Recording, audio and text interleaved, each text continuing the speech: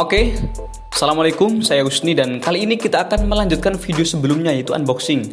Dan kali ini kita akan mereview, membahas tuntas bagaimana spesifikasi dan performa dari laptop Asus TUF Gaming FX 505DD. Mari kita ke pembahasannya. Untuk desain, nah dari segi bodi, laptop ini memiliki berat 2,2 kg. Cukup portable lah, cukup enteng buat laptop gaming pada umumnya.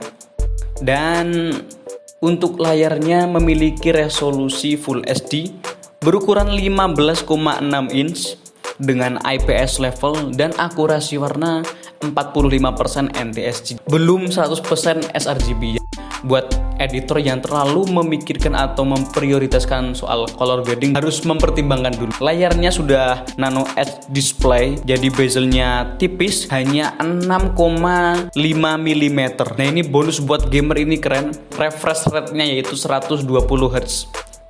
Kita lanjut ke keyboard. Keyboardnya ini keren, sudah full keyboard dengan ada numpadnya. Kemudian sudah RGB backlit yang bisa disetting melalui Asus Armoury Crate.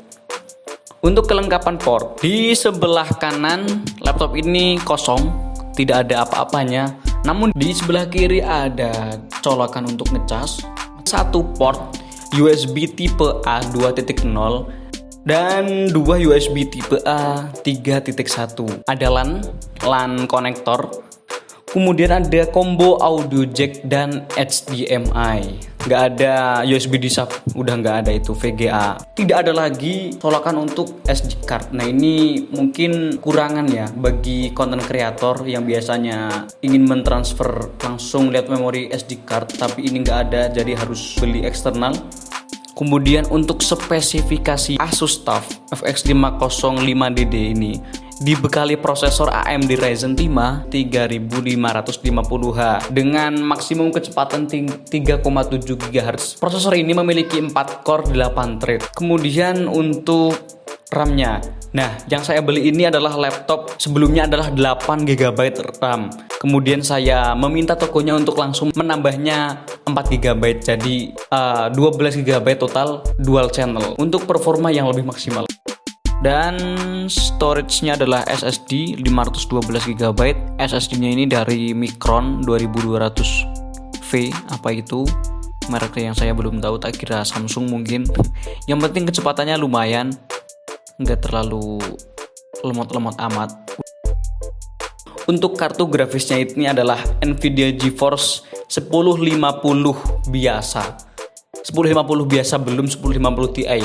1050 GB VRAM GDDR5. Keren lah, di atas 1050 biasa. Nah, ini kan yang versi 3 GB. Jadi performanya di atas 1050 yang biasa. Nah, ini di bawah 1050 Ti. Untuk baterainya berkapasitas 48 Wh.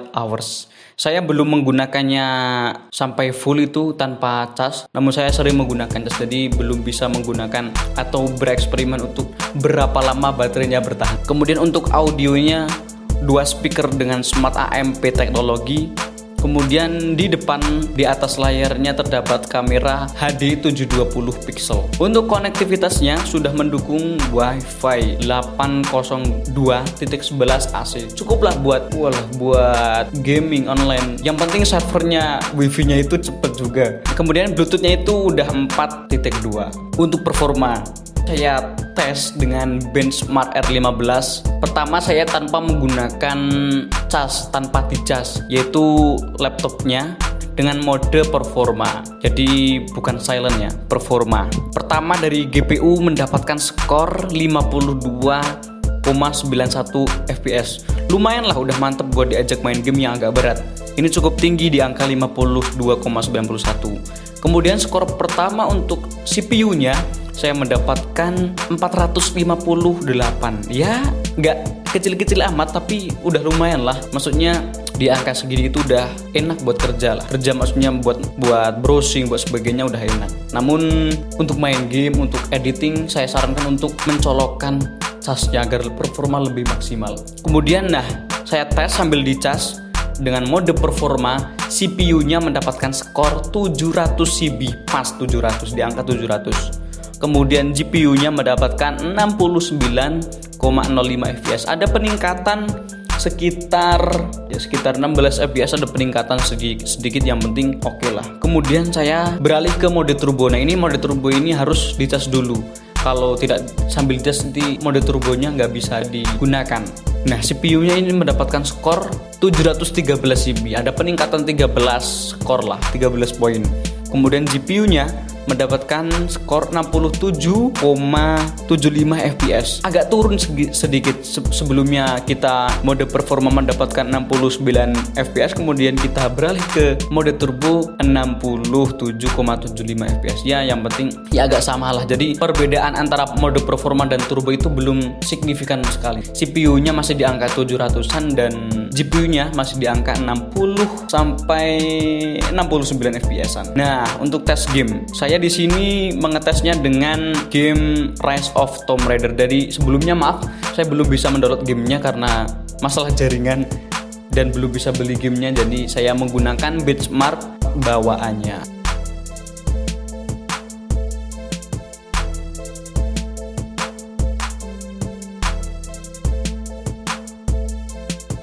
Dan dengan benchmark ini saya mendapatkan skor keseluruhan 44,65 fps. Belum tembus ke 50 fps, tapi udah lancar banget, kelihatan smooth gamenya. Meskipun game ini begitu berat, tapi lancar buat dimainkan di laptop ini. Bisa diperhatikan saya main gamenya seperti apa. Dan terakhir, saya belum tes speakernya. Ini bukan rekayasa, bukan saya edit suara sebagainya. Ini langsung murni. Ini mikrofon bawaan kamera Sony saya.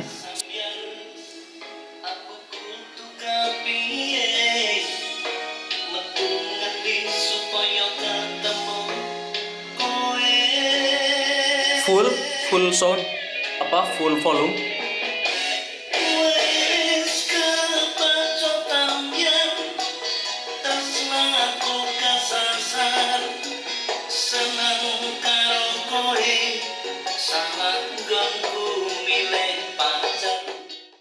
Oke, kesimpulannya dengan laptop di harga kisaran 9,5 jutaan kita sudah mendapatkan laptop gaming seri Asus TUF dengan desain yang keren, portable tentunya meskipun ini seri laptop gaming. Kemudian mendapatkan Windows Ori daripada kita beli laptop yang DOS kemudian install Windows bajakan, kan kurang seperti itu. Untuk produktivitas, untuk editing, gaming cukup mumpuni.